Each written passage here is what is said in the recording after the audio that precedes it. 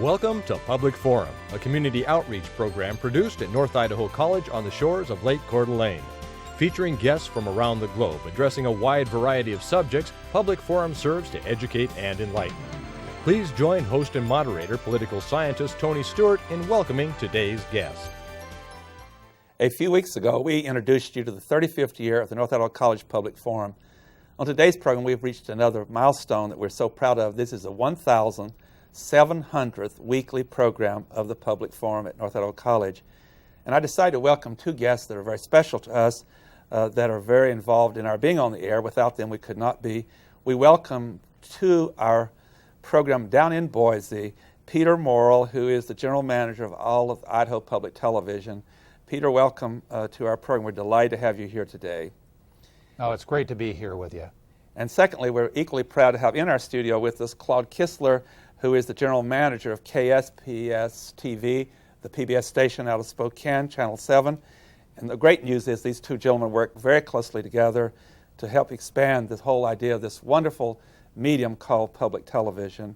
And I welcome three people to the panel today to help us celebrate the 1700th show. First of all, Janell Burke, who's been with us for 32 years.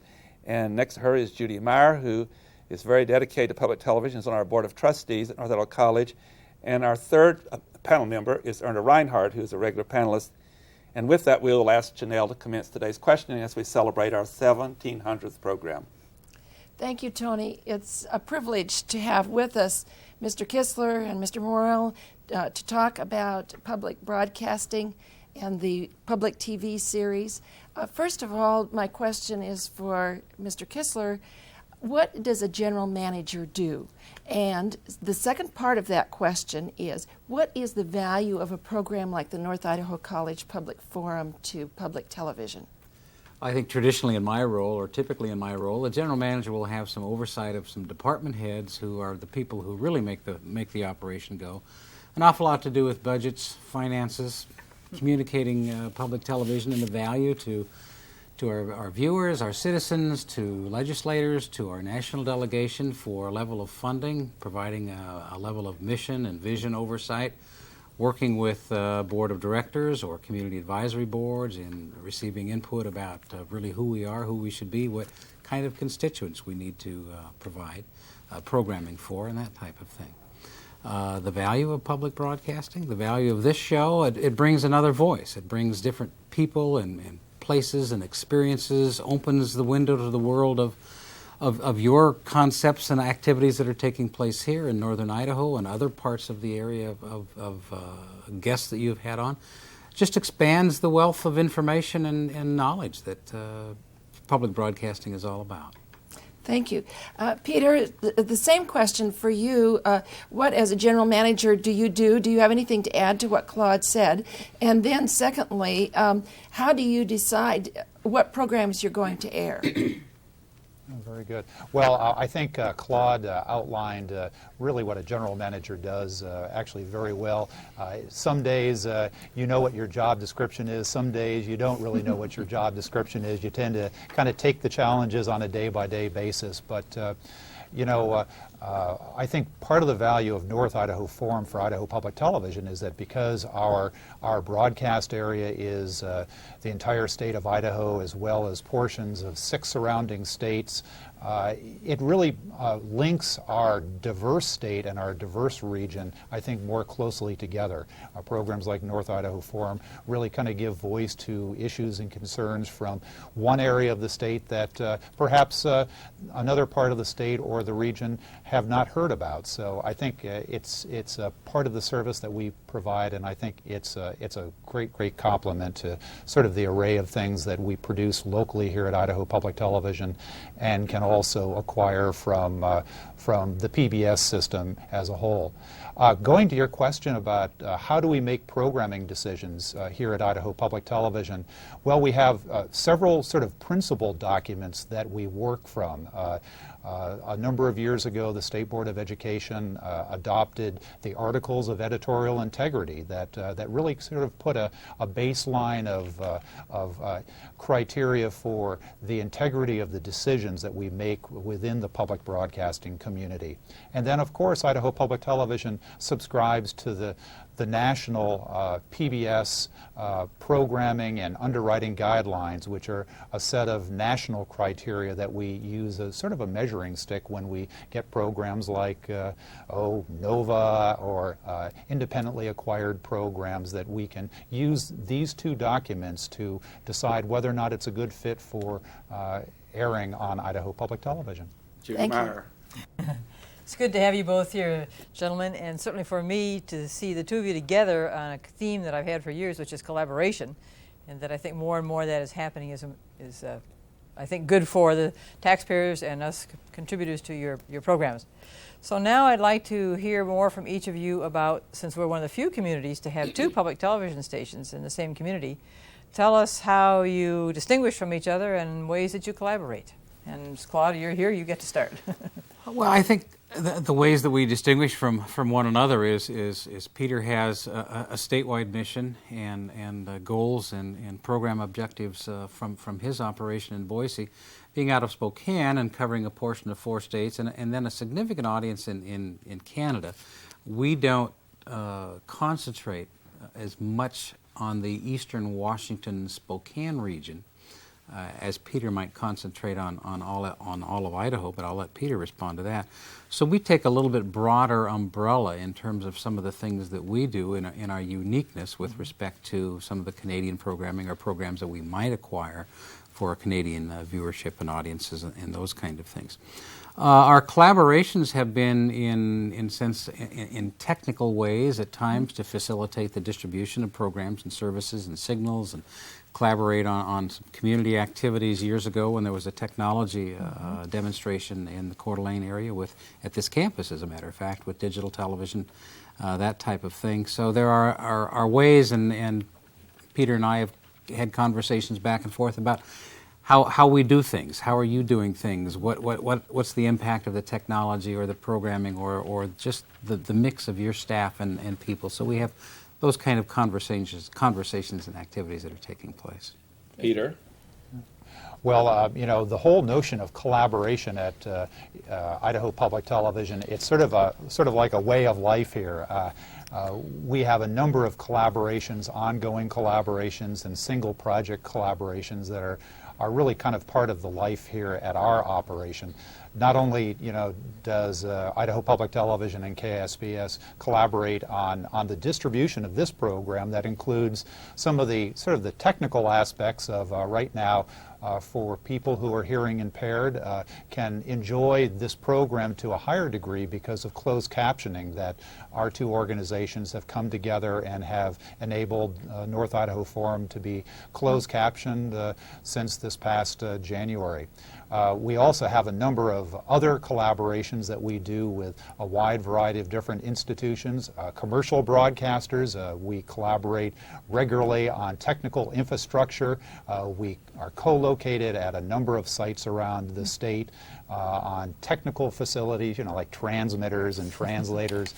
We also have a long tradition of collaborating in programming areas. Idaho Reports, our legislative coverage, we regularly collaborate with commercial broadcasters. If they shoot a committee hearing, we often are able to grab some of that footage and incorporate it into our Idaho Reports legislative program. Conversely, if Idaho Reports gets a scoop, really kind of part of our mission is to disseminate high-value public information, and so we certainly let footage go out to commercial television brethren. And then we collaborate with state, federal, and private institutions with programming and many, many other things. So collaboration is really kind of part of the grassroots, part of why we're here.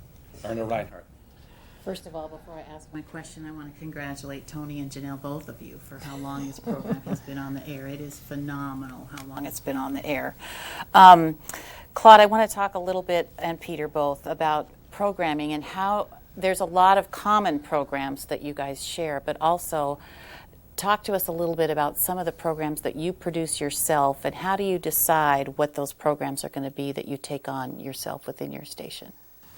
The common programs are many of those programs and series that we buy through the national program purchase service through public broadcasting. other areas where we go into where we really try to define ourselves with the uniqueness of what public broadcasting is about is what we do on a local or a regional basis. For years we've had an ongoing production series called Northwest Profiles, profiling people and places and activities around the inland Northwest area as well as Canada, bringing a slice of life to our viewers through that. We have an ongoing series, a monthly series called Health Matters right now that has been very good and very well received, bringing in area doctors and people in the medical profession and giving viewers a chance to understand and hear what changes are taking place, how the medical profession is reacting and responding, the demands of a growing senior population, and a number of issues like that. And of course we'll bring on local or regional issues that we'll decide to take on that impact the area of a community's growth or growth management or water rights issues and those kind of things. So many of the way we really try to make ourselves unique and distinct is through some of that localism. And Peter, Idaho Public Television has won numerous awards, and share with us maybe what some of those were or are, and also how do you decide on what programs to produce? The door there, I'll brag for my institution a little bit. About a week ago, we received news that Idaho Public Television was nominated for 6 regional Emmy Awards for several of our programs. So we're very, very proud. We've got a small but very, very talented content creation staff here at Idaho Public Television. But some of the local programs that we do, we have 5 ongoing television initiative series. Just as a quick prelude to that, all of our local programming is really funded through private contributions. We don't receive any state money to help produce our local programs. So essentially each year we need to go out and fundraise enough funds to be able to create that local programming. But the ongoing programs that we produce would be Dialogue, which is our weekly public affairs program on Thursday nights and repeats on Sunday. We also produce the region's only science program for kids, Dialogue for Kids, and we produce that once a month during the school year. You're very aware, most likely, of our legislative program, Idaho Reports, that we produce during the legislative session. And it also has kind of a tentacle coming out of it that we provide audio and video streaming and a very rich website as to what's happening at the Idaho legislature.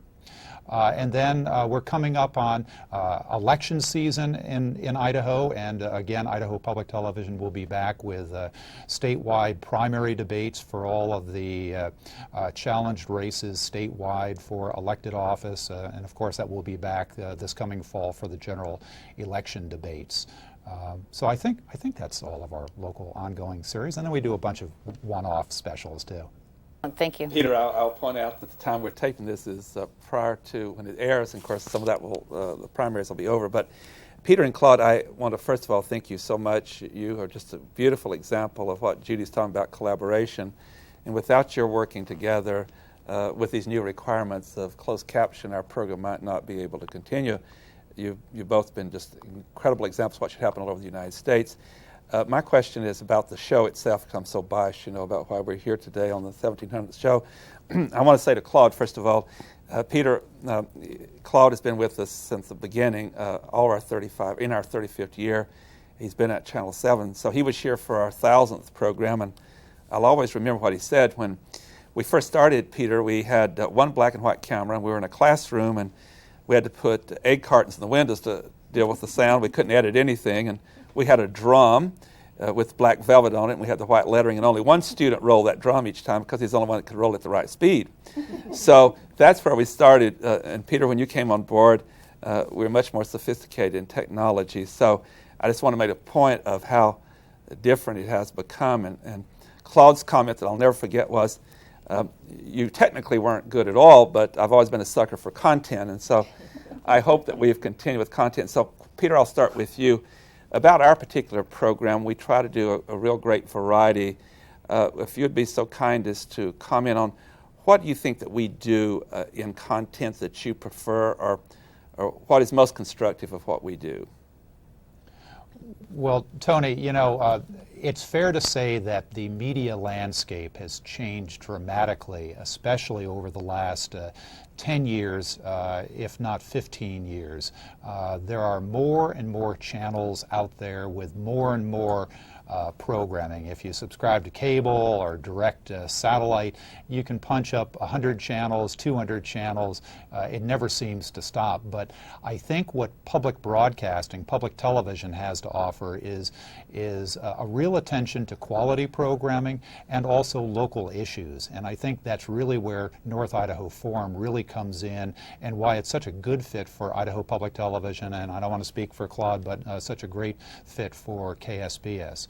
What your show has been able to do for now 1,700 episodes, and in the world of television, that is an incredible, almost unprecedented amount of programming for a TV series. You know, most TV series come on and off the air in a year, if not 6 months, but your show has been on, as you pointed out, for 35 years, 1,700 episodes. And I think what you do so well and why it's such a good, comfortable fit for the mission of public television and my organization is that you look at issues and concerns that are being faced by primarily folks in the northern Idaho, eastern Washington area.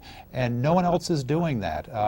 Not to be pejorative or downplaying the value of our commercial brethren.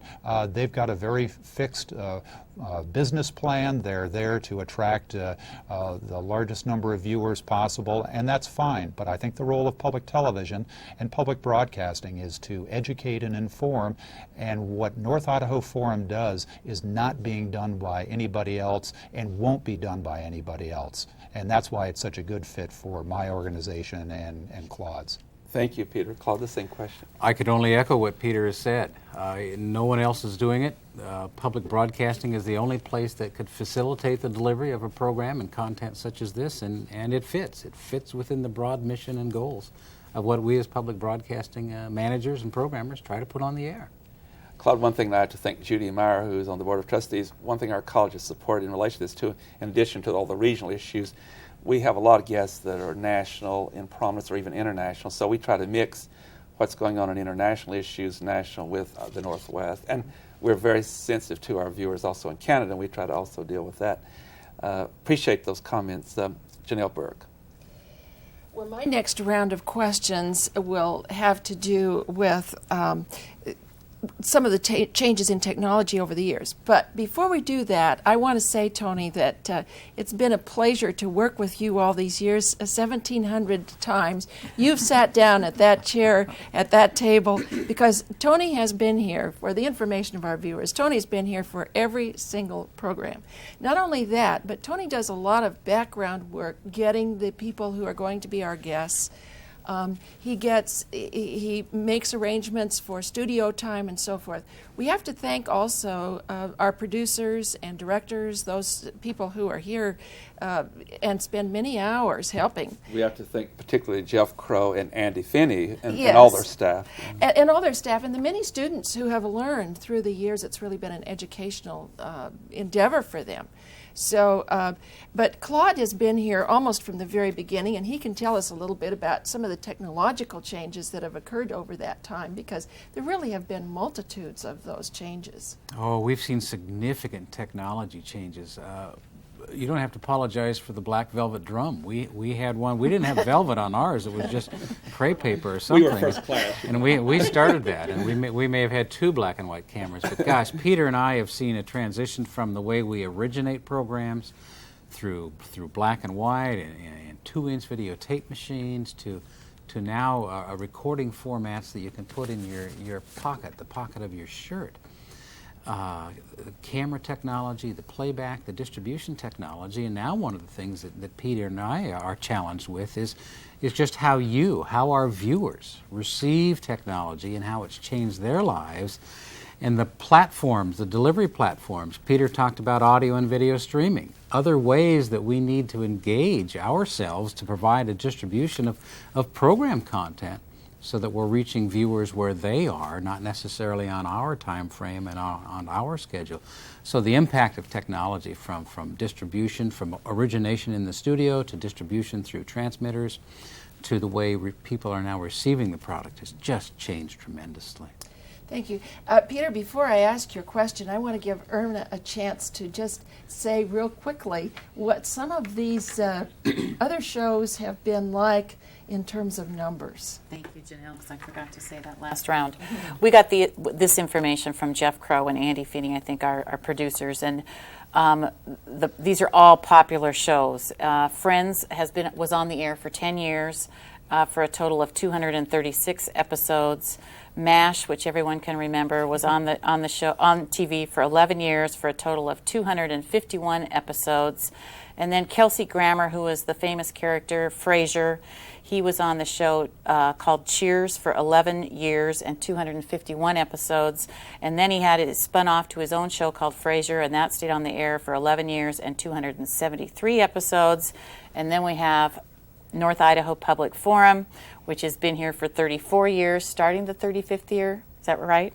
1,700 episodes. Absolutely incredible. You blew them out of the water. Makes me tired to think about it. So, Peter, my question is for you is, where do we go from here, technologically or otherwise? What does the future hold? Well, just sort of jumping off on the comments that Claude made about some of the technological challenges that his organization, my organization, have been facing over the last 10 years have really been the conversion to the next generation platform, which is digital television. I know for both of our organizations this has meant sort of an unprecedented amount of attention by Claude, myself, our technical staffs, our fundraising staffs, to make this next step mandated conversion by the federal government. It's really sapped a lot of our attention over the last few years to get our organizations ready with the right equipment, transmitting on the right kind of frequencies and whatnot. But where do we go from now? I think of these things very simplistically, but I think we have to never forget about what it is that we're trying to put out through our transmitters, through these various new media platforms, and that's really the content. Does the content say something to the end user, the home user? Does it have integrity? Was it produced with integrity, not only editorially but technical quality? And then finally, does it really speak to the human condition? And that's something with all these new high-fangled, high-definition this and digital that. I can't imagine ever wanting to lose sight of that basic telling the human story, telling, in my case, hopefully the Idaho story, the Northwest story, never forgetting that with all this newfangled technology. Before Judy asks her question, if our staff in the control room would please do so, I want our viewers to see our cake. I don't do any celebrations without cake, and so they did a video of our cake, and we're going to have after this. There it is. Congratulations on 1,700 episodes. And I have to tell our viewers it's chocolate with a lemon filling and white icing. I wish you could be here to join us with this. So with that, Judy, we have a few minutes left. With that cake, I think it represents the diversity that we're all talking about. Yes, it certainly does. And that diversity leads to the question for both you managers about content and your management of content for your programs that you produce. Peter, you were just talking about integrity, and Claude, you've talked about that too. Because when you think about content, then you must be thinking about it in terms of all the various folks you're trying to reach. Tell us about those kinds of folks and what you do with content. Should we start with Peter this time, since he was not out of sight and not out of mind? Go ahead. Yeah. Well, you know, it's fair to say that the society that we're broadcasting to is evolving into more of a multiracial, diversified society, not only in our state but the 6 surrounding states. And I like to think that the content that we're not only acquiring to air through Idaho Public Television but also producing locally, that we're trying to address these societal changes. We certainly try to look at the wide variety of different types of people that use our service, from the very, very young to the very, very old, and in our sort of our palette of programming that we acquire and produce, we try to look at the needs from each one of those areas and try to create programming. Probably one of the great examples of that, at least here at Idaho Public Television, about 4 months ago we produced a program that looked at early childhood learning, how young kids begin the socialization process when they're 2, 3, and 4 years old. And it was an initiative that we partnered with the Idaho Department of Health and Welfare and the Department of Education. And we designed it primarily for daycare operators and parents to be able to learn how to raise their kids and how to ensure that kids learn the right social skills. So it's a pretty complex thing to try to do, but we're doing our best. Claude. Just to comment briefly on that, and certainly we applaud all those activities that Peter mentioned. What we're trying to do also is take our programming out into the community, into the preschools, the daycares, into classrooms, to connect, to provide community outreach, forums, those kind of connections with health, with education, with some of the social issues that we have to deal with as a society. A real quick example on the children's programming level, when we've gone through the tragedy of death and hurricane and those kind of things, they've been addressed through Mr. Rogers' Neighborhood and how to help young people talk about these things, bring out their feelings, so that, and this is really the role of public broadcasting, is to be a facilitator, be a conduit for these kinds of programs and concepts and information and just a variety of concepts. On that note, I just cannot tell you how grateful I am to Peter Morrill, who's the General Manager of Idaho Public Television, and Claude Kistler, who's the General Manager of KSPS-TV, the PBS station in Spokane at Channel 7.